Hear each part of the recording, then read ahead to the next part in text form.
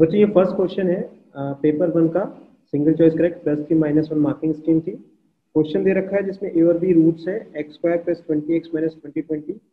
तो यहाँ से आप देख सकते हैं a + b आपका -20 आ जाएगा, a × b आपको -2020 और इसी तरह से c + d और c × d आ जाएगा। अब हमको फोकस करना है ये एक्सप्रेशन जिसकी वैल्यू निकालनी है, इस एक्सप्रेशन को फोकस करना है। इसको हम थोड़ा सा सॉल्व करें और इसको मान लेते हैं ये लेट p = दिस है। तो आप इसको थोड़ा सॉल्व करेंगे तो ये आ जाएगा a² c - ac² + a² d - ad² + b² c - bc² + b² d - bd²। अगर मैं a² के टर्म पिक करूं तो ये आ जाएगा a² c + d। इसी तरीके से आप b² के टर्म पिक करिए, b² c और b² d, तो ये आ जाएगा +b² c + d। सिमिलरली अगर हम पिक करें ये वाला टर्म -ac² और -bc², ये दो टर्म पिक करें तो ये आ जाएगा आपका -a + b c²। इसी तरीके से आप जो टर्म बचे हैं आपके 6 ऑलरेडी यूज हो चुके हैं, 8 थे, तो एक आपका जो बचा है वो ये बचा हुआ है -ad² - bd²। ये आपका हो जाएगा -a + bd²। हम ऐसा क्यों कर रहे हैं? क्योंकि हमें a + b और c + d, ab और cd की वैल्यू पता है। तो इसको जैसे ही आप सॉल्व करेंगे तो वैसे ही एक्सप्रेशन बन जाएगा c + d × a² + b² - a + b c² + d²। मेरे ख्याल से अब इसके बाद हम बड़े आराम से इसकी वैल्यू निकाल सकते हैं। तो आप c + d की वैल्यू 20 डालेंगे, a + a² + b² की वैल्यू आपकी हो जाएगी a + b का whole square, that is 400 -2ab + 4040।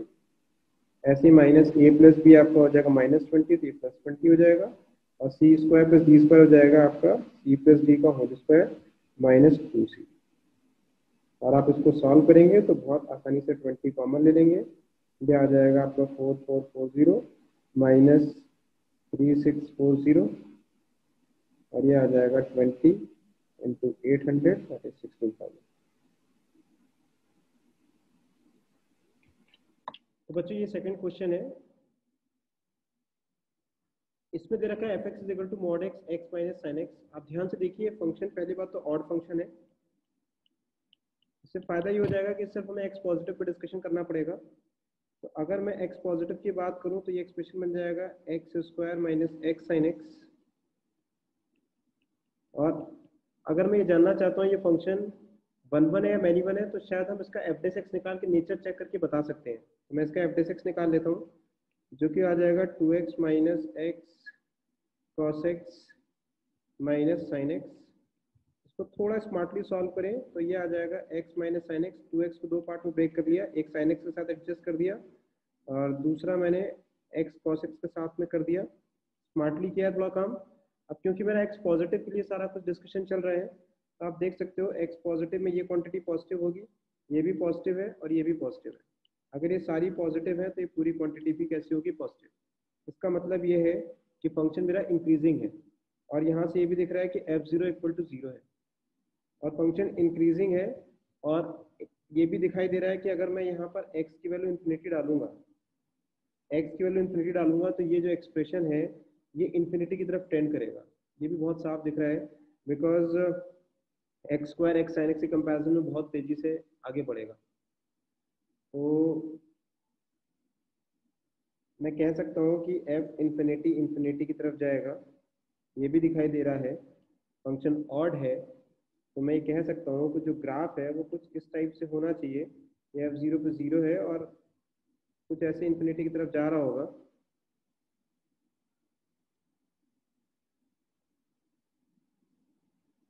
कुछ ऐसे इन्फिनिटी की तरफ जा रहा होगा, क्योंकि ऑड है तो इधर साइड में भी कुछ ऐसे बन जाएगा और ये -इन्फिनिटी जा रहा होगा। ग्राफ देख के साफ पता चल रहा है कि फंक्शन पूरी तरह से इंक्रीजिंग है, तो 1 होगा। और इसका रेंज जो है वो आपको साफ दिख रहा है कि रेंज इज r, और हमारा कोडोमेन भी r दे रखा है, इसमें फंक्शन ऑन टू हो जाएगा क्योंकि कोडोमेन रेंज 1 है।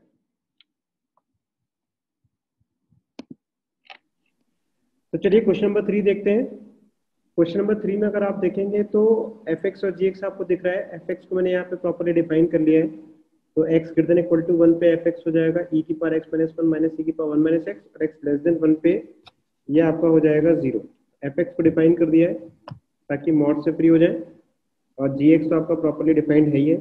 एरिया निकालना है, सिंपली आपको थोड़ा सा ग्राफ बनाना पड़ेगा और उसके बाद आप आसानी से एरिया निकाल सकते हैं। क्वेश्चन सिंपल है, थोड़ा कैलकुलेटिव है। तो हम क्या करेंगे यहाँ से, अगर आपको एफ एक्स से ग्राफ बनाना है तो पहले नेचर देखना पड़ेगा। सिंपली एफ एक्स को डिफ्रेंशिएट कर दिया तो एफ डेस एक्स आपका ये आ जाएगा, which is a positive quantity.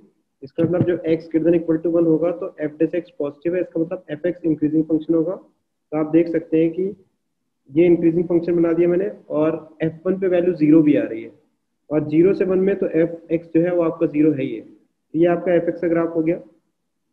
इस तरीके से जी एक्स का ग्राफ बनाना है अगर आपको, तो आप जी एक्स को डिफ्रेंशिएट कर लीजिए। तो जी एक्स को अगर हम डिफ्रेंशिएट करेंगे तो आपका जी डैश एक्स ये आ जाएगा। अब इस स्टेटमेंट पे हम इस पे कमेंट नहीं पास कर सकते पॉजिटिव या नेगेटिव, तो पहले 0 कर लेते हैं। 0 करने से क्या होगा कि आपका एक्स की वैल्यू 1 आ जाएगी, और यहाँ से हमको जी डैश एक्स का साइन स्कीम बना सकते हैं बड़े आराम से। तो आप देखिए यहाँ पे अगर मैं 1 तो यहाँ आ ही जाएगा, 1 के अगर राइट में मुझे देखना है इस एक्सप्रेशन को ये पॉजिटिव या नेगेटिव, तो अगर मैं एक्स की वैल्यू यहाँ 1 से बड़ी डालूंगा, मान लेते हैं 2 डाल लेते हैं, तो ये आप ध्यान से देखिए ये एक्सप्रेशन ई की पावर 1 माइनस ई की पावर माइनस बनाएगा, जो कि एक तरीके से पॉजिटिव क्वांटिटी है। इसका मतलब है जी डैश एक्स पॉजिटिव होगा जब एक्स 1 से बड़ा होगा, और जी डैश एक्स नेगेटिव होगा जब एक्स 0 और 1 के बीच में होगा। तो जी एक्स का नेचर पता चलते ही हम जी एक्स से ग्राफ बना देंगे। तो फंक्शन पहले डिक्रीज करेगा 0 से 1 में, और फिर वो इंक्रीज करेगा। तो ये जी एक्स का ग्राफ आ गया, और ये आपका एफ एक्स का ग्राफ हो गया। आपका बाउंडेड एरिया ये हो गया। बस आपको कुछ नहीं करना, इंटीग्रेट करना है। तो आप इंटीग्रेट करेंगे तो कैसे लिखेंगे, 0 से 1 में आप लिख देंगे जी एक्स डी एक्स, और 1 से लेके 1 प्लस एल एन रूट 3। ये पॉइंट आपको और निकालना पड़ेगा। तो एफ एक्स को और जी एक्स को आप जो सॉल्व करेंगे तो ये पॉइंट ऑफ इंटरसेक्शन आ जाएगा, जो कि आप आसानी से निकाल, तो जो कि आप आसानी से सॉल्व करके निकाल सकते हैं। तो एफ एक्स और जी एक्स को सॉल्व कर लेंगे तो ये वाला पॉइंट आपका निकल जाएगा, और सिंपली आप इसको 1 से लेके 1 प्लस रूट 3 जी एक्स माइनस एफ एक्स कर देंगे, क्योंकि जी एक्स ऊपर है एफ एक्स नीचे है, और आप इसको सॉल्व करेंगे तो आपका ए आंसर आ जाएगा। कैलकुलेशन है, वैसे मुश्किल नहीं है क्वेश्चन, बट हाँ कैलकुलेशन है, गलती के चांसेस हो सकते हैं इस क्वेश्चन में। चलिए फोर्थ क्वेश्चन डिस्कस करते हैं। फोर्थ क्वेश्चन में वो कह रहा है ए बी लैम्डा पॉजिटिव है, suppose P is an end point of the latus rectum. तो पैराबोला आपका Y square equal to 4 lambda X है, जिसका पी जो है वो end point of the latus rectum में, जो कि हो जाएगा लैम्डा कॉमा 2 लैम्डा। फिर वो कह रहा है कि एक इलिप्स है जो कि इसी पी पॉइंट से पास हो रहा है, जो कि आपको दिख ही रहा है। और if the tangents of the parabola and the ellipse at the point P are perpendicular to each other, इसका मतलब यहाँ पे अगर मैं टेंजेंट ड्रॉ करूँ तो इनके बीच का एंगल 90 डिग्री है। इसका मतलब मुझे कुछ नहीं करना है, बस दोनों का स्लोप का प्रोडक्ट -1 करना है टेंजेंट का। तो Y square equal to lambda X, अगर मैं इसकी टेंजेंट की इक्वेशन का स्लोप निकालूं at lambda comma 2 lambda point at point P, तो वो बहुत आराम से 1 निकल जाएगा। ऐसे आप इलिप्स का भी आप इस पी पॉइंट पे स्लोप निकाल लीजिए, तो वो सॉल्व करके आपका आ जाएगा -b²/2a², और इसको -1 के इक्वल कर देंगे, क्योंकि स्लोप का प्रोडक्ट -1 होना है। यहाँ से a²/b² अगर आप देखेंगे तो 1/2 आ जाएगा, और इसेंट्रिसिटी का फॉर्मूला भी यूज कर लेंगे, E = √1 - a²/b²। तो ये बेसिकली वर्टिकल इलिप्स होगा, तो आंसर आ जाएगा 1/√2। चलिए तो क्वेश्चन नंबर 5 को भी सॉल्व कर लेते हैं। क्वेश्चन नंबर 5 है कि C1 और C2 आपके दो बायस कॉइन्स हैं, एक की हेड की प्रोबेबिलिटी 2/3, एक की 1/3, और वो कह रहा है प्रोबेबिलिटी बता दीजिए कि roots of the quadratic equation are real and equal. तो अगर इसके रूट्स रियल एंड इक्वल है तो इसका डिस्क्रिमिनेंट क्या होगा, 0 होगा। यहाँ से आपका आ जाएगा α² = 4 बीटा, और क्योंकि मुझे पता है अल्फा और बीटा की जो पॉसिबल वैल्यूज है 0, 1, 2 होंगी, जैसा कि क्वेश्चन में दे रखा है आपको कि alpha is the number of heads. तो नंबर ऑफ हेड्स क्या हो सकते हैं, अगर मैं कॉइन को 2 बार टॉस करूँ, या तो 0 हेड आएगा, तो 1 हेड या 2 हेड। तो अल्फा बीटा की वैल्यू 0, 1, 2 दे रखी है, और α² = 4 बीटा को जो अल्फा बीटा के पेयर सेटिस्फाई कर सकते हैं, तो 2 पेयर कर सकते हैं। एक जब अल्फा भी 0 बीटा भी 0, दूसरा अल्फा 2 और बीटा 1 हो। तो एक तरह से देखा जाए तो मुझे इस इवेंट की प्रोबेबिलिटी निकालनी है, जब मैं 2 कॉइन को टॉस कर रहा हूँ और पहले कॉइन में 2 टेल आ जाए, 0 हेड मतलब 2 टेल, और दूसरे कॉइन में भी 2 टेल आ जाए, 0 हेड आ जाए या 2 टेल। ऐसे ही पहले कॉइन में 2 हेड आ जाए, दूसरे में 1 हेड और 1 टेल आ जाए। तो इस बात की प्रोबेबिलिटी निकालनी है इस इवेंट की। ये प्रॉपर्टी हो जाएगी। अगर फर्स्ट कॉइन को हम टॉस कर रहे हैं और उसमें मुझे 2 टेल चाहिए, तो बाइनोमियल डिस्ट्रीब्यूशन लगा दिया 2c2 इंटू टेल की प्रॉपर्टी 1/3, तो 1/3 का स्क्वायर। ऐसी बीटा इक्वल टू 0, मतलब अगर 2 टेल आ जाए दूसरे कॉइन में तो फिर से बाइनोमियल डिस्ट्रीब्यूशन लगा दिया 2c2 इंटू 2/3 का होल स्क्वायर।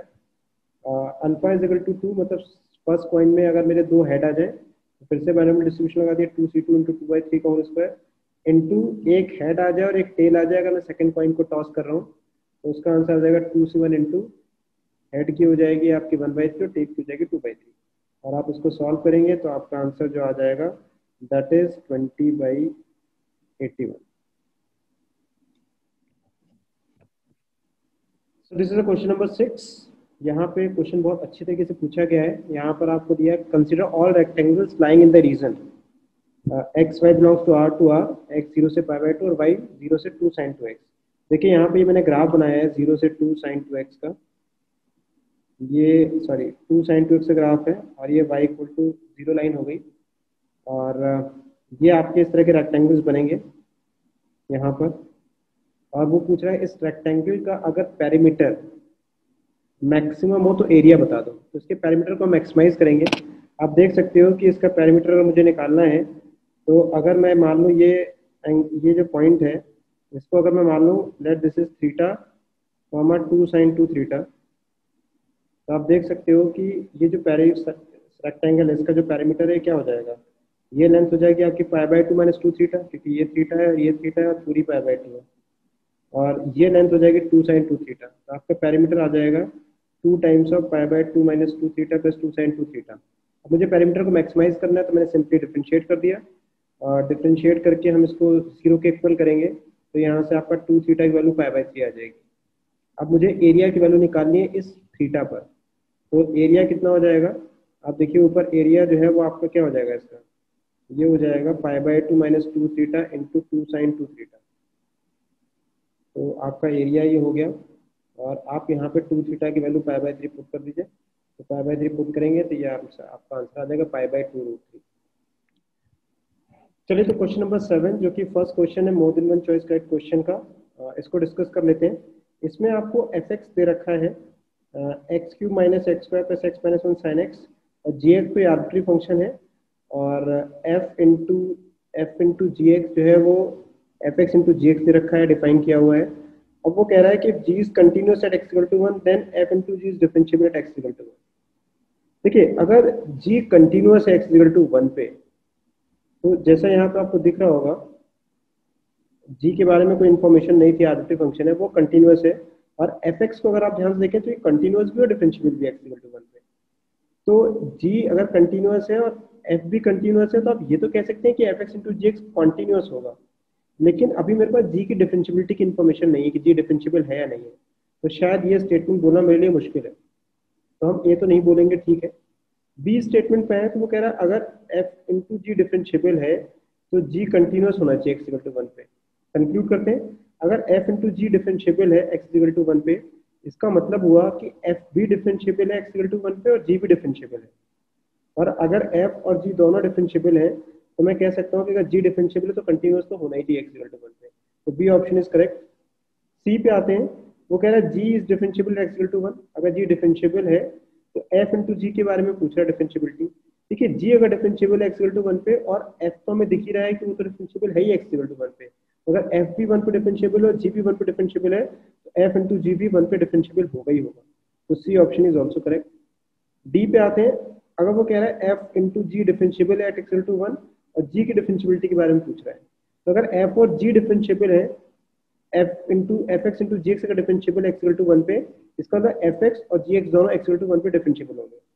अगर दोनों डिफरेंशिएबल है तो इसका मतलब g भी डिफरेंशिएबल होगा, तो बी, सी और डी तीनों ऑप्शन करेक्ट है।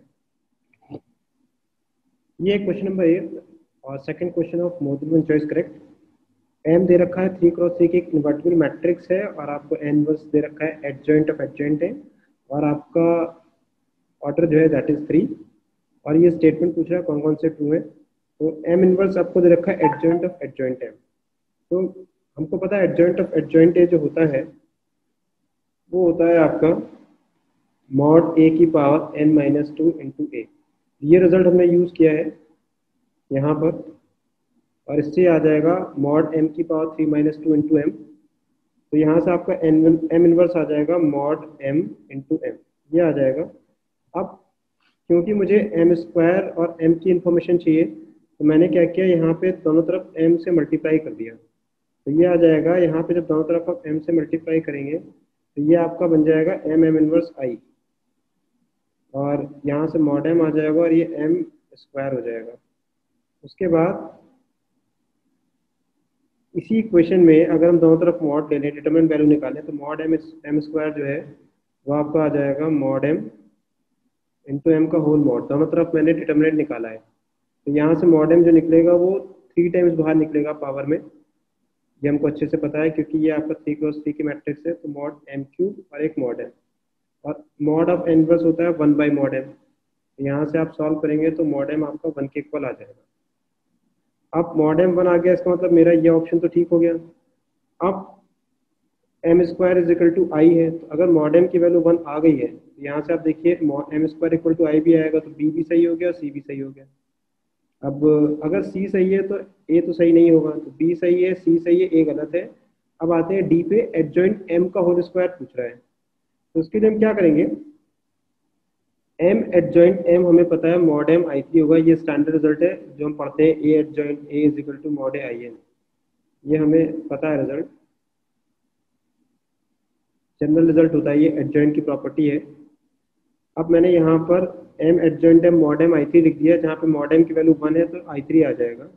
अब मैं यहाँ पे दोनों तरफ एम इनवर्स से मल्टीप्लाई कर रहा हूँ, एम इनवर्स से मैंने दोनों तरफ मल्टीप्लाई कर दिया, तो फायदा क्या होगा, ये आपका आई बन जाएगा एम इनवर्स एम, और ये आई इंटू एडजॉइंट एम, ये आई बन जाएगा, आई इंटू एडजॉइंट एम आपका एडजॉइंट एम हो जाएगा, और इधर से भी एम इनवर्स आई 3 वो एम इनवर्स हो जाएगा। अब आप यहाँ पे ये भी आई हो जाएगा, तो आप देखिए adjoint M equal to M inverse आ जाएगा।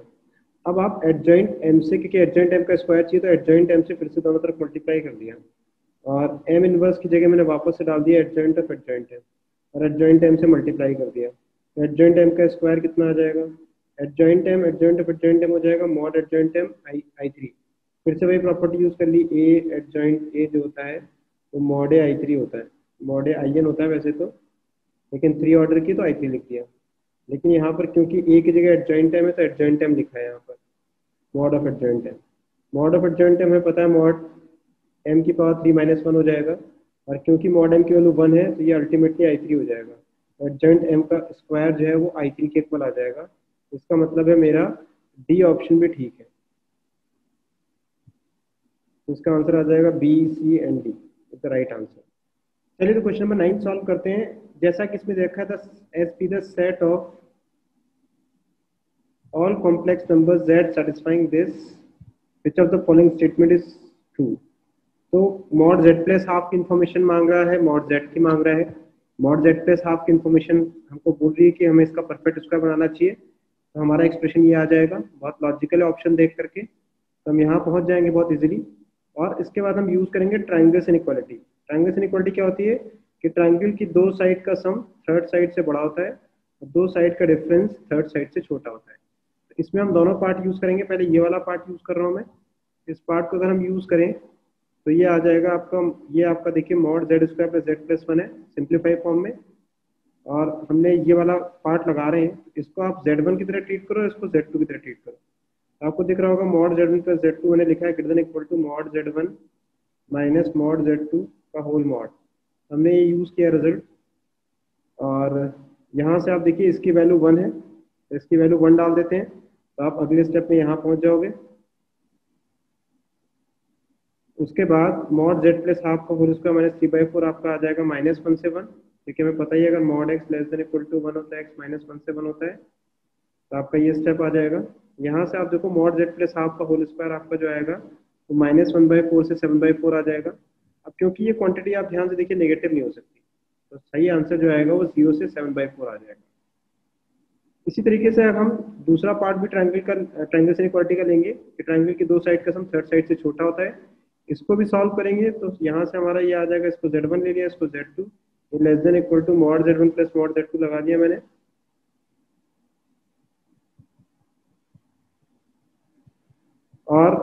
जब आप ये ट्रायंगल इनइक्वालिटी अप्लाई करेंगे तो आप पहुंच जाएंगे, इसकी वैल्यू आप डालेंगे 1 जो कि हमें दे रखी है क्वेश्चन में।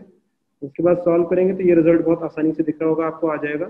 और जैसे ही रिजल्ट आएगा तो आप पहली जो इनइक्वालिटी आपने निकाली है और जो दूसरी है फर्स्ट और सेकंड ये वाली और ये वाली, इसका इंटरसेक्शन ले लेंगे तो इसमें हमारा जो आंसर आ जाएगा वो आ जाएगा मॉड z प्लस 1/2 का होल स्क्वायर 1/4 से 7/4। अब मुझे मॉड z प्लस हाफ की इन्फॉर्मेशन चाहिए, मॉड z प्लस हाफ की इन्फॉर्मेशन बहुत इजीली आ जाएगी 1/2 से √7/2।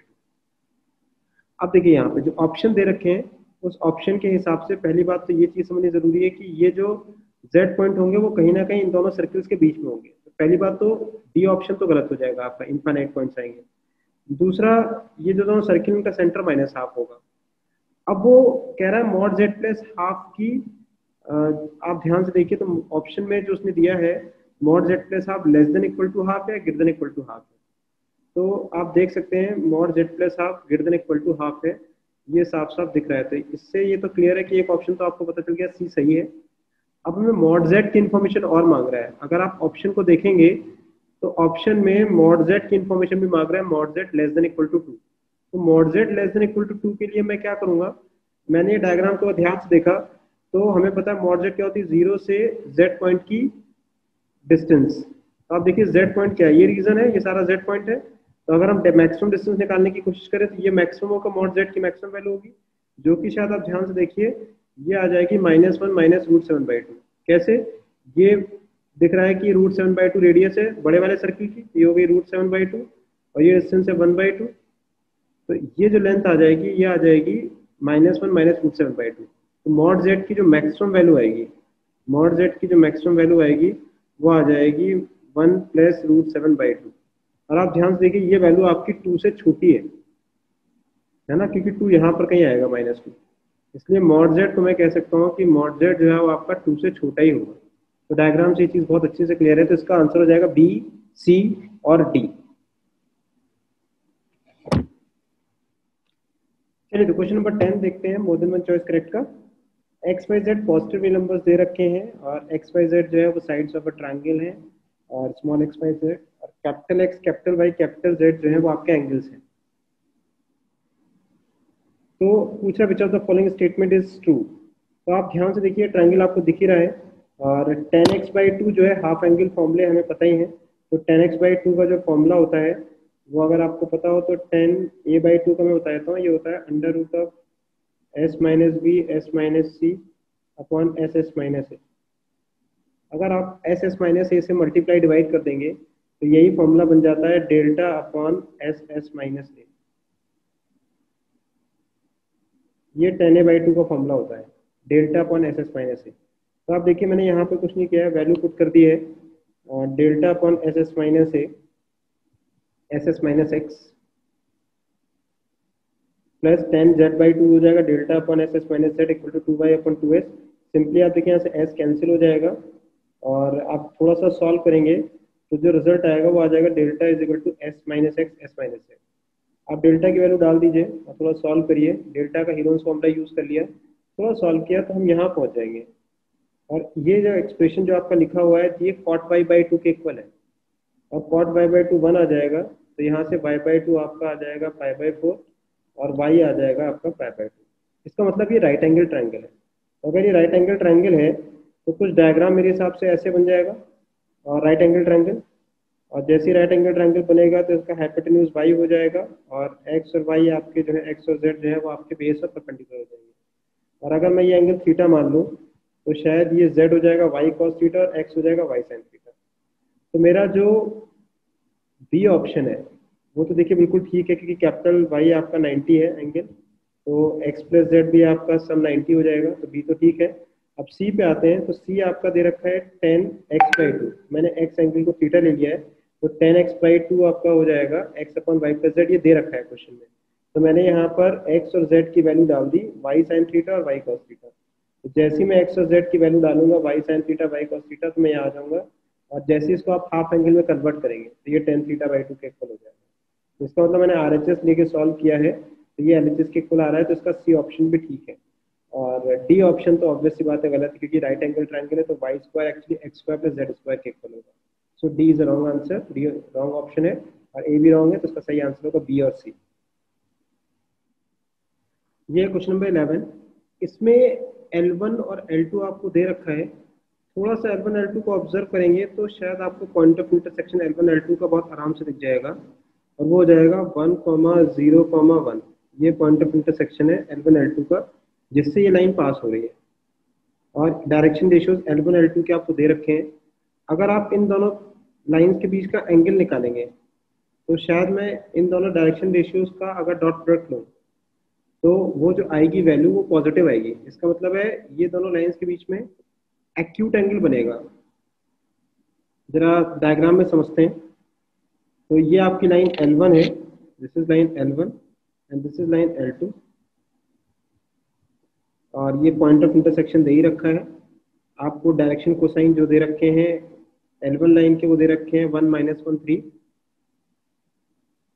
और इसी तरीके से आपको जो L2 लाइन के दे रखे हैं डायरेक्शन कोसाइन वो -3i -1 और 1 दे रखे हैं। आप ध्यान से देखिए, ये दोनों वेक्टर्स के बीच का जो एंगल है, ये P और Q के बीच का जो एंगल है, आप P डॉट Q निकालेंगे तो वो पॉजिटिव आएगा। और यहाँ पर ये जो लाइन L3 है, ये दोनों को एंगल बाइसेक्टर है। तो आप देखिए ये जो एंगल है,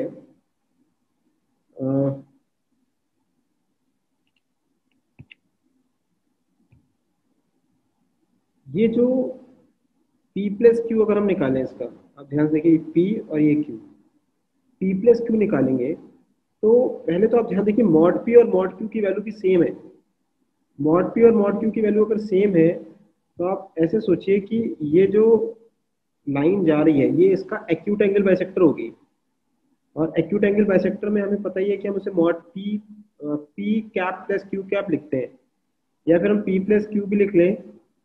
तो ये इस समय यही वाली डायरेक्शन आएगी जो लाइन L3 है उसी की आएगी डायरेक्शन रेशियो। तो P प्लस Q मैंने निकाल लिया तो वो आ जाएगा -2i - 2j + 4k, और हम इसको लिख सकते हैं lambda times of Li + mj - 2k, है ना। और यहाँ से आप कंपेयर करोगे तो यहाँ से लैम्डा की वैल्यू -2 आ जाएगी। अगर आप इस 4 को -2 लैम्डा से इक्वेट करोगे तो लैम्डा -2 आ जाएगा। लैम्डा की वैल्यू -2 हम जैसे यहाँ पे डालेंगे तो -2l -2, तो l भी 1 आ जाएगा और m भी 1 आ जाएगा। l + m तो 2 हो जाएगा। इसके बाद आप देखिए लाइन की इक्वेशन आपको दे रखी है, और ये लाइन कहीं ना कहीं दोनों लाइन L1 L2 के पॉइंट ऑफ इंटरसेक्शन से पास होगी, तो वो उसको सेटिस्फाई करेगा। सेटिस्फाई कराएंगे तो ये रिजल्ट आ जाएगा। x की जगह मैंने डाल दिया 1, y की जगह 0 और z की जगह 1। हम यहाँ पहुँच जाएंगे, और यहाँ से इस इक्वेशन से आप अल्फा निकाल सकते हैं जो कि 2 आ जाएगा। इस इक्वेशन से आप गामा निकाल सकते हैं जो कि -1 आ जाएगा, तो अल्फा माइनस गामा आपका 3 आ जाएगा। ये क्वेश्चन नंबर 12 है, और 12th क्वेश्चन में जनरली देख करके सबसे पहले हमें लगता है कि हमें बाई पार्ट लगाना है, लेकिन बाई पार्ट ना लगाएं इसमें आप, और सीरीज यूज़ करेंगे तो हमारा क्वेश्चन ये आसानी से हो जाएगा। तो ये फर्स्ट पार्ट को अगर हम देखें इसमें कौन सा ट्रू है, तो फर्स्ट पार्ट पे अगर हम फोकस करें तो ये है आपका 0 से 1 x cos x dx। यहाँ पे हम cos x की सीरीज लगा देंगे जो कि होती है 1 - x² 2 प्लस सो ऑन, और आप सिंपली आप इसको इंटीग्रेट कर दीजिए। तो इंटीग्रेट आप करेंगे तो आप देखिए ध्यान से, यहाँ पे 1/2 - 1/8 plus 6 into 1/6 into 24 minus so on आता जाएगा, और आप सिर्फ इसकी वैल्यू निकालेंगे तो यही 3/8 आ जाएगा प्लस समथिंग है। तो मैं कह सकता हूँ कि > 3/8 होगा। इसी तरीके से आप सेकंड पार्ट भी करेंगे, और यहाँ पे sin x की सीरीज लगा करके आप सिंपली आप इंटीग्रेट करेंगे और फिर लिमिट लगा देंगे, और ध्यान से देखेंगे इतने टर्म को, तो इसकी वैल्यू फिर से 3/10 आ जाएगी और प्लस समथिंग करके आ रहा है। इसका मतलब है इसकी वैल्यू भी 3/10 से बड़ी होगी। तो ए ऑप्शन बी ऑप्शन दोनों ही सही है। इसी तरीके से आप डी ऑप्शन को भी देखेंगे, x पर sin x सीरीज लगा के सेम काम करना है, और ये भी बिल्कुल सही आ जाएगा 2/9। और आप सी ऑप्शन में जाएंगे तो इसका कुछ आएगा, सेम काम करना है 7/30, और इसका जो आंसर है वो गलत दिया हुआ है। तो आंसर हो जाएगा आपका ए, बी और डी। तो बच्चों ये क्वेश्चन देखते हैं, क्वेश्चन नंबर 13। इसमें आपको इस एक्सप्रेशन की 3 log बेस 3 की पावर y1 प्लस 3 की पावर y2 प्लस 3 की पावर y3, इसको आपकी मिनिमम निकालनी है, ऐसे इस एक्सप्रेशन की मैक्सिमम निकालनी है। एएमजीएम का सिंपल क्वेश्चन है, 3 की पावर y1 प्लस 3 की पावर y2 प्लस 3 की पावर y3 अपॉन 3 हो जाएगा 3 की power y1 plus y2 plus y3 की होल पावर 1/3। यहाँ से बहुत आसानी से आप इस एक्सप्रेशन की मिनिमम वैल्यू निकाल सकते हैं, दैट विल बी 4। मैंने दोनों तरफ लॉग ऑपरेट कर दिया है। इसी तरीके से जो नेक्स्ट एक्सप्रेशन है, अगर आपको उसकी मैक्सिमम वैल्यू निकालनी है तो आप x1 x2 x3 जो कि पॉजिटिव दे रखा है इसमें AMGM लगा देंगे और यहाँ से ये रिजल्ट आ जाएगा बहुत आसानी से। उसके बाद कुछ नहीं करना, दोनों तरफ लॉग ऑपरेट करना है और लॉग ऑपरेट करके आपको इस एक्सप्रेशन की जो मैक्सिमम वैल्यू है वो 3 आ जाएगी और उसके बाद स्मॉल और कैपिटल M की वैल्यू पुट करके हम आसानी से इसको सॉल्व कर लेंगे और आंसर 8 आ जाएगा। तो ये क्वेश्चन नंबर 14 है। क्वेश्चन नंबर 14 में आपको AP दे रखी है जिसका फर्स्ट टर्म आप देखिए C दे रखा है और कॉमन डिफरेंस 2 दे रखा है। इसी तरह से दूसरी GP है जिसका फर्स्ट टर्म भी आपका C है और कॉमन रेशियो जो है 2 है और आपको यहाँ पे 2 टाइम्स ऑफ AP के n टर्म्स का सम इक्वल टू GP के n टर्म्स का सम है। तो बहुत ही सिंपल है, आप सिंपली आप AP के n टर्म्स का सम यहाँ लगा देंगे और GP के n टर्म्स का सम लगा देंगे और जैसे ही इसको हम थोड़ा सा सॉल्व करेंगे तो हमारा C जो है वो आ जाएगा 2n n - 1 अपॉन दिस। अब क्योंकि C मेरा एक पॉजिटिव इंटीजर है तो यहाँ से आपका C greater than equal to 1 हो जाएगा। सबसे छोटी पॉजिटिव इंटीजर 1 होता है और यहाँ से अगर आप इस C को ग्रेटर देन इक्वल टू 1 करके थोड़ा सॉल्व करेंगे तो ये रिजल्ट आ जाएगा। और इस रिजल्ट में आप ध्यान से देखिए, आप अगर n की वैल्यू यहाँ 6 डालते हैं तो ये आ जाएगा 72 और इधर साइड में आ जाएगा 2 की पावर 6 और 2 की पावर 6 हो जाएगा 64 - 1 63। तो आप देख सकते हैं n की वैल्यू 6 सेटिस्फाई कर रही है, 7 शायद इसको सेटिस्फाई नहीं करेगी, इसका मतलब n की वैल्यू 6 से कम ही होगी। तो यहाँ से n की वैल्यू आ जाएगी 1 2 3 4 5 6। अब n की ये 6 वैल्यूज आ गई, आप ये n की वैल्यू यहाँ पे डालते जाइए और यहाँ से आपको C की वैल्यू मिलती जाएगी। C क्योंकि पॉजिटिव इंटीजर है तो आप n की सिर्फ C की वही वैल्यू आप एक्सेप्ट करेंगे जिसमें पॉजिटिव इंटीजर आए। तो मेरे ख्याल से शायद जब आप n की वैल्यू मेरे ख्याल से अगर आप यहाँ पर 1 डालेंगे, सॉरी 3 डालेंगे तो आपकी आ जाएगी C is equal to 2 into 3 into 2 upon 2 की power 3 that is 8 minus 4 minus 1। तो देखिए यहाँ पर नीचे जो है आपका 3 आ गया और C इज इक्वल टू 4 आ गया। तो n इज इक्वल टू 3 पे C की वैल्यू 4 आएगी, बाकी आप n की कोई भी वैल्यू डालेंगे तो आपको इंटीजर नहीं मिलेगा पॉजिटिव, इसीलिए यहाँ पर सिर्फ एक ही पॉजिटिव वैल्यू ऑफ C होगी एंड द आंसर इज 1। तो ये बच्चों क्वेश्चन नंबर 15 है। जैसा कि आप देख रहे हैं ये क्वेश्चन है आपका ट्रिग्नोमेट्रिक इनइक्वेशन का। एक्सप्रेशन थोड़ा मुश्किल दिया है यहाँ पर और ग्रेटर देन इक्वल टू 0 के लिए आपको सिंपली सॉल्व करना है। तो मैंने पाई एक्स को पहले थीटा लिख लिया ताकि थोड़ा मुझे और इजी लगे एक्सप्रेशन। फिर भी मुझे लगा अभी भी कॉम्प्लिकेटेड है तो मैंने थीटा माइनस पाई/4 को टी ले लिया, तो थीटा पाई/4 प्लस टी आ जाएगा। आप पहले लाइन में जब थीटा को पाई/4 प्लस टी डालेंगे तो ये एक्सप्रेशन आपका थोड़ा सिंप्लीफाई होना स्टार्ट हो जाएगा और आप यहाँ पहुँच जाएंगे। इसको जैसे ही आप सॉल्व करेंगे देखिए एकदम से एक्सप्रेशन ईजी होना स्टार्ट हो गया है और यहाँ से आप देखिए दिख रहा होगा आपको ये 3 sin t आ रहा है और sin 3t को मैं 3 sin t - 4 sin q t लिख सकता हूँ। तो सब कुछ कहीं ना कहीं sin t में आ रहा है और इस cos 2t को भी मैं 1 - 2 sin square t लिख लूंगा। तो आप देखिए अगले स्टेप में 3 sin t आ गया minus cos 2t sin t हो गया, इसको sin 3t की वैल्यू लिख ली। इसके बाद 3 sin t और 3 sin t आपका 6 sin t हो गया और यहाँ से cos 2t की वैल्यू मैंने 1 - 2 sin square t डाल दी और sin t और यहाँ पे -4 sin q t। जैसे ही आप सॉल्व करेंगे तो आपका fx आ जाएगा sin t into 5 - 2 sin square t greater than equal to 0। अब देखिए ये जो एक्सप्रेशन ये तो हमेशा पॉजिटिव है क्योंकि 5 तो हमेशा 2 sin square t से बड़ा ही होगा। अब sin t को इसका मतलब है ग्रेटर देन इक्वल टू 0 होना पड़ेगा। तो sin t को अगर ग्रेटर देन इक्वल टू 0 होना पड़ेगा तो यहाँ से हम लिख सकते हैं t को मैंने क्या लिया था थीटा माइनस पाई/4, तो theta minus sine theta minus पाई/4 ग्रेटर देन इक्वल टू 0 होगा। अब ये थीटा भी क्या था पाई एक्स, तो पाई एक्स माइनस पाई/4 क्या होगा 0 से पाई हो जाएगा क्योंकि sine theta greater than equal to 0 है। तो sine theta greater than equal to 0 है तो इसका मतलब है थीटा 0 से पाई होगा। अब आप जब थीटा को 0 से पाई करेंगे, थीटा माइनस पाई/4 को 0 से पाई करेंगे तो आपका पाई एक्स आ जाएगा पाई/4 से 5 पाई/4 और सिंपली आपका एक्स आ जाएगा 1/4 से 5/4। अल्फा आपका 1/4 हो जाएगा और बीटा आपका 5/4 हो जाएगा और यहाँ से बीटा माइनस अल्फा 1 आ जाएगा।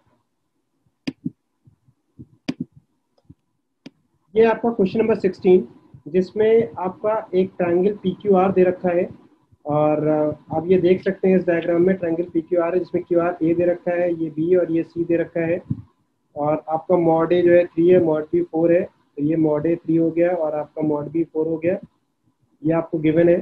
अब ये वैल्यू पूछ रहा है सॉरी आपका ए क्रॉस बी का मॉड का स्क्वायर पूछ रहा है।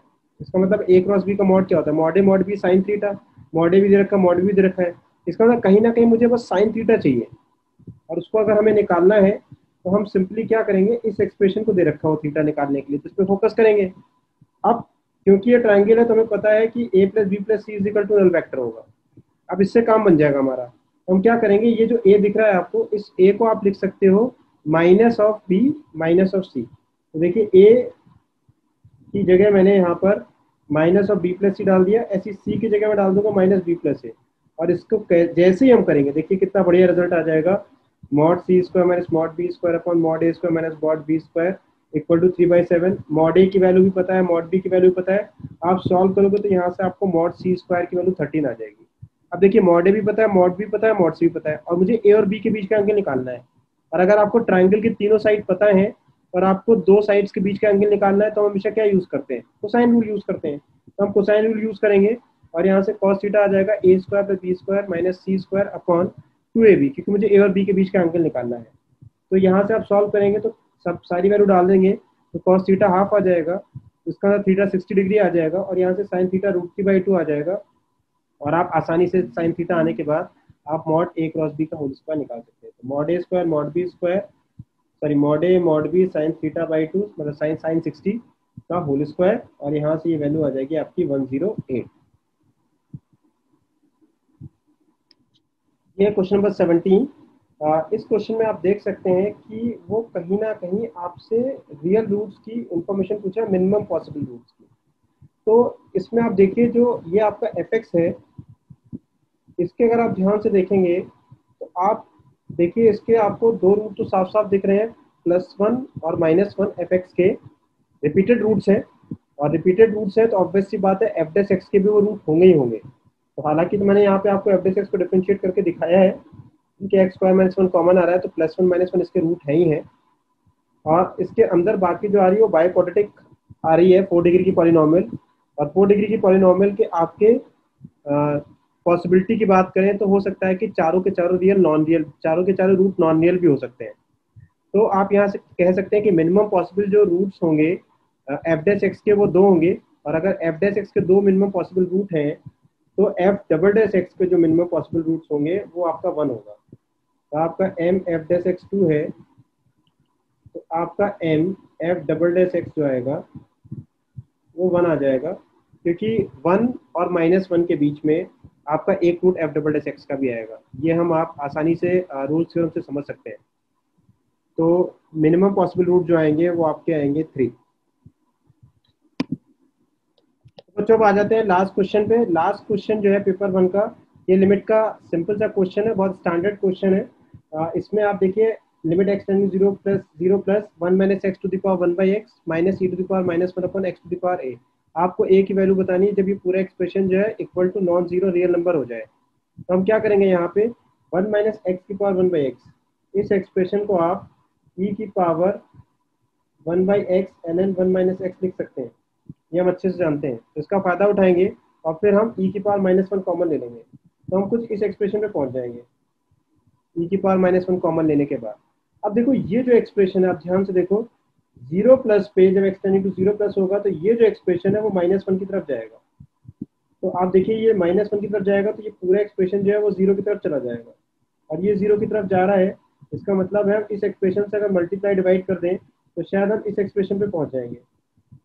अब मुझे अभी a की वैल्यू निकालनी है ताकि ये नॉन जीरो वैल्यू ले ले, तो हमने यहाँ पे ln 1 माइनस एक्स की सीरीज डाल दी। सीरीज डालेंगे तो यहाँ से आप देखिए x आपका कैंसिल आउट हो जाएगा, और आप देखिए ऊपर से एक्स स्क्वायर आपका कॉमन आ जाएगा यहाँ से इस सीरीज से, और ऊपर से एक्स स्क्वायर कॉमन आ जाएगा। तो अगर यहाँ से इसकी वैल्यू भी 2 हो जाए तो एक्स स्क्वायर कैंसिल आउट हो जाएगा और मेरी एक नॉन जीरो फाइनाइट वैल्यू आ जाएगी। तो इसका मतलब a+1 को 2 के ऊपर होना चाहिए, और यहाँ से आपकी a की वैल्यू आ जाएगी 1। Answer is 1।